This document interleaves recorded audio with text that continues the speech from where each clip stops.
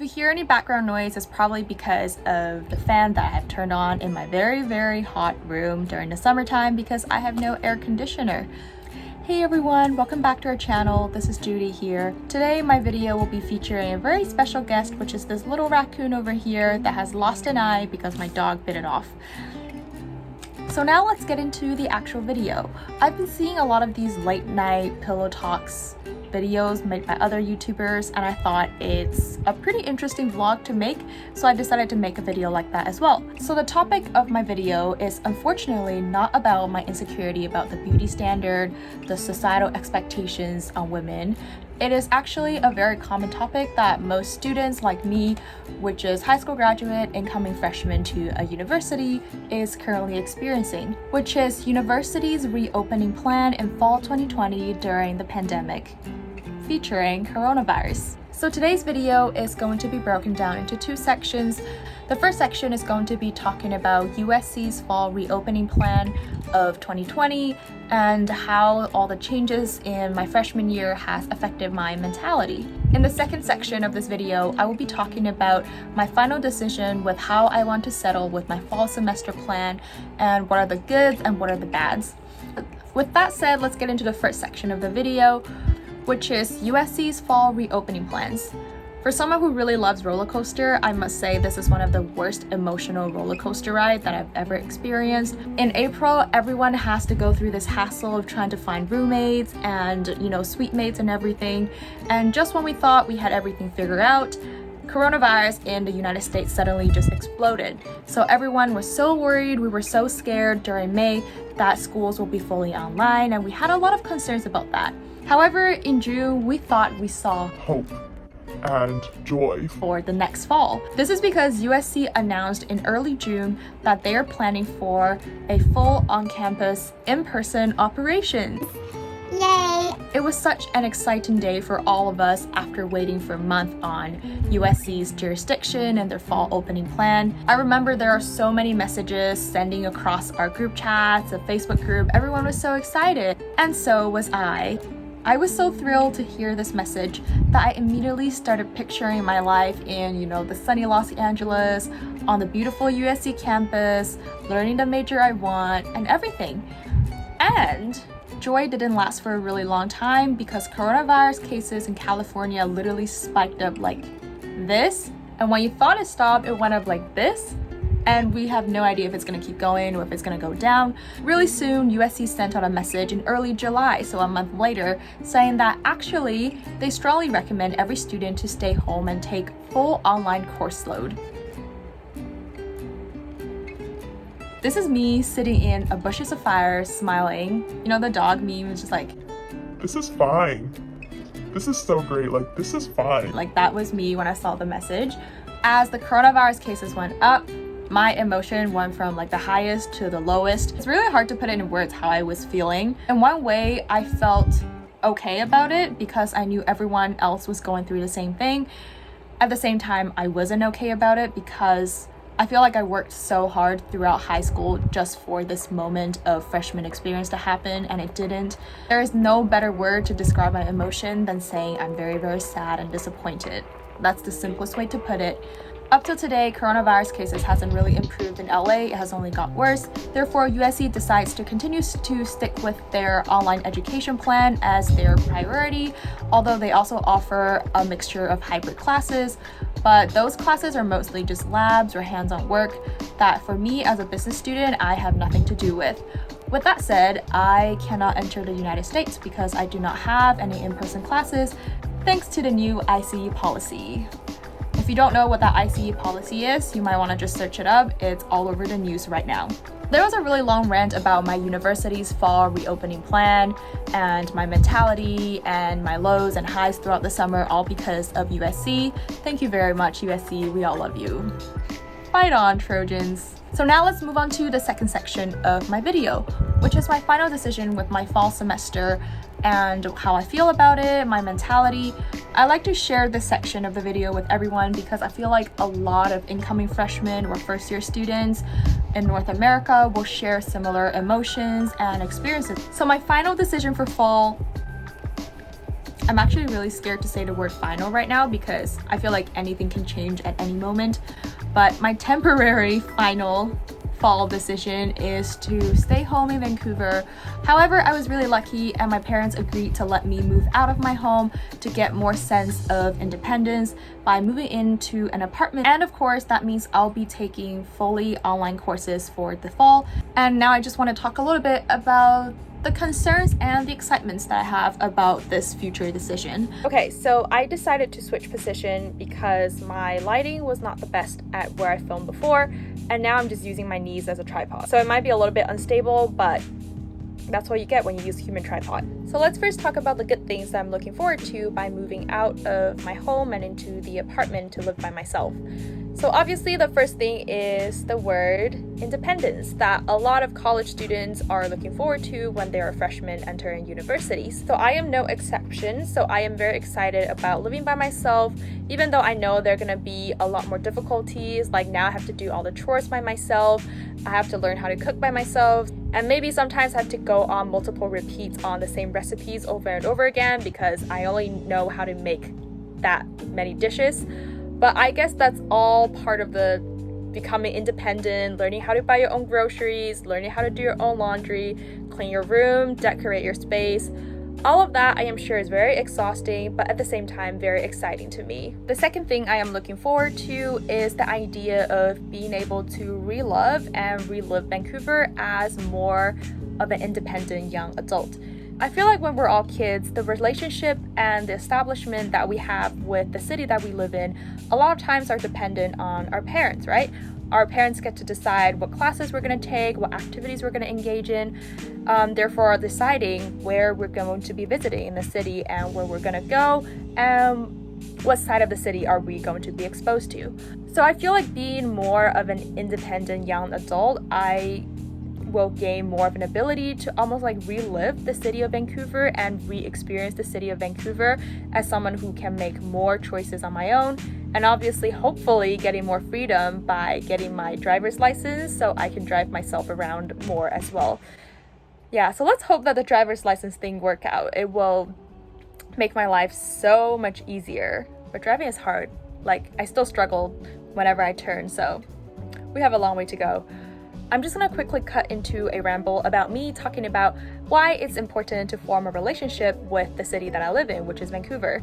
So basically, as a child, I moved a lot throughout different cities, and I realized a pattern is that a city where I get to explore more independently is a city where I feel more belonging and more sense of confidence when I'm living in that city. Because I feel like I know it well, I know where everything is, and I feel really comfortable traveling in that city by myself. And this way, in turn, I feel like the city has more of an impact and imprint on me, that whenever I visit that city, I can still recall that sense of familiarity and still have that sense of belonging, which is why I really want to establish similar things which is why I want to establish a similar relationship and the similar sense of belongings that I was able to establish with other cities when I was able to travel around independently. But I'm really proud of myself for saying that so fast and not stuttering, so good job me. I think it's important to feel that sense of belonging in order to call a city your home, a place where you can feel comfortable, a place where you can feel confident and always accepted for being yourself. I'm gonna move this camera back a little bit more because I realized my forehead was just completely cut off in the previous clip. The last two things that I am excited, or the goods of staying in Vancouver, is obviously undoubtedly the third one is about safety. Coronavirus in Vancouver is really nothing compared to like other cities in the States. Obviously nobody wants to get sick, especially I think the newest stats shows that 1 in every 7 people in LA, there's a chance that person might have coronavirus. So it's a little bit scary. The phrase a little bit is obviously said with full sarcasm. Last but not least, I am excited about the online education.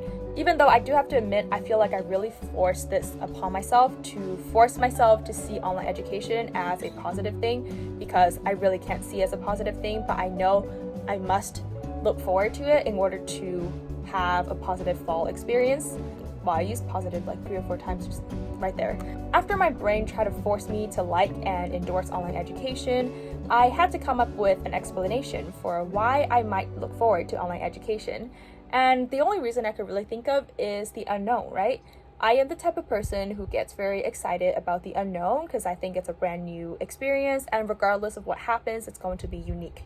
So even though freshman year isn't going to be the way I expect it to be, I think this is still a very unique experience. It is still technically, at the end of the day, my freshman experience. So I will still try to enjoy it as much as I can.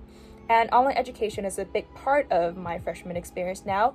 And this is why I am looking forward to it, because I think perhaps you never know that online education or the online platform that USC uses can actually allow you to meet friends and learn about academic material in a very new or innovative ways. And who knows, right? Because during the spring semester, maybe everything will become better and everything will be in person again.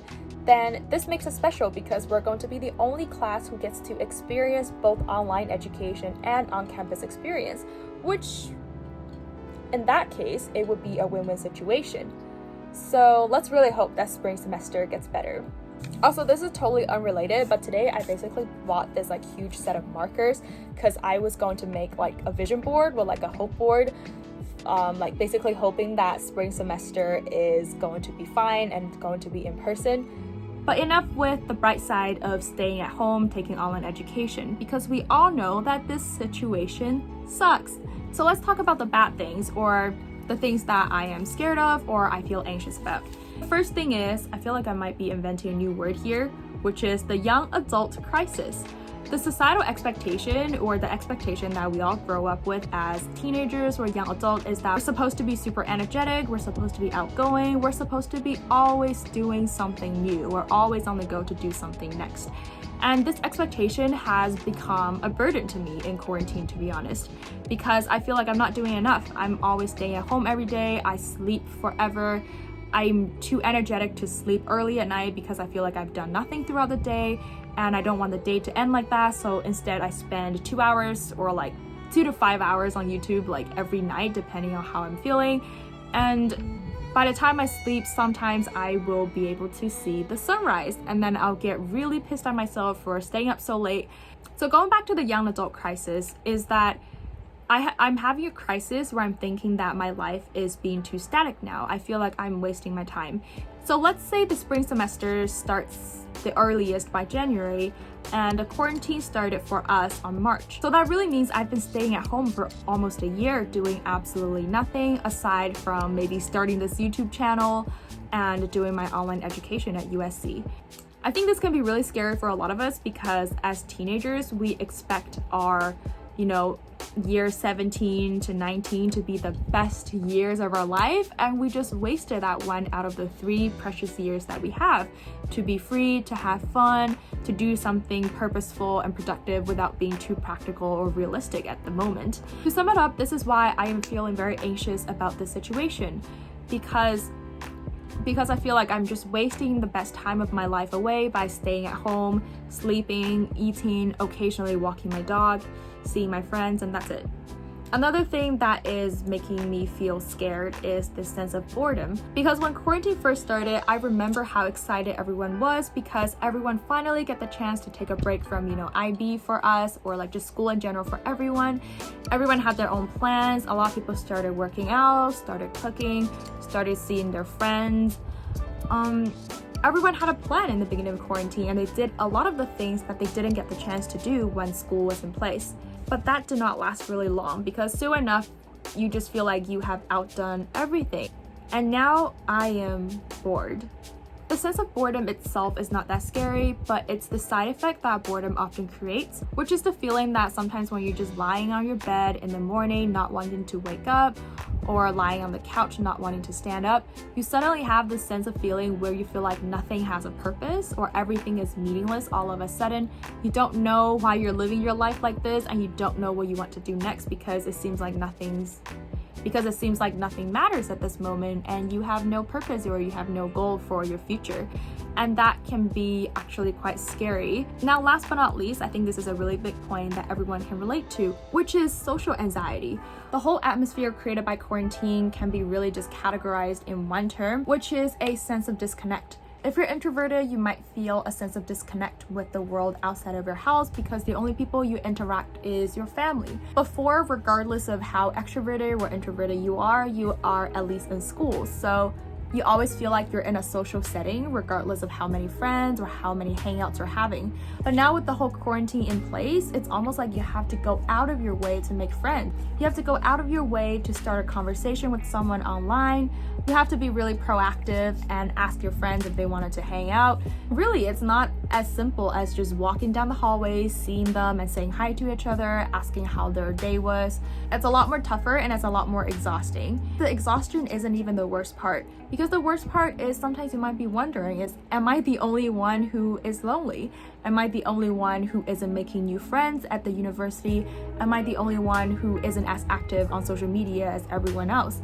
And this question of am I the only one that is left out by the world in this tiny little house or this tiny little space that I'm stuck in can create this really great sense of anxiety in terms of your social aspect. And of course, this anxiety will also trickle into your fall semester online education if your university plans to open up through online. Even though social media has made everything so much easier to connect with everyone, right?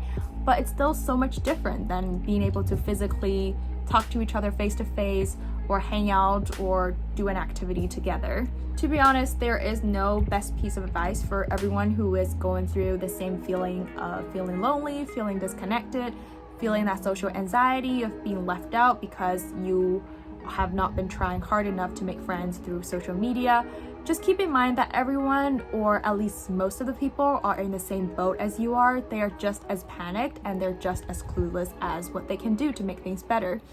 And also just keep in mind when school starts, even though it's online, you're still gonna have a lot more assignments due, you're going to be meeting new professors, you're still going to be meeting new classmates through Zoom or whatever online app that you're using. And I bet that there will be at least one kid who will text in the chat box and be like, hey guys, let's start a group chat. And everyone will join the group chat and you guys can all, have your assignment as the conversation starter. And eventually you'll get to know everyone a little bit more, so nothing is as academic as it is in the beginning. And you can get more personal, you can make friends, and perhaps you'll find your best friends that way. So in conclusion, coronavirus suck.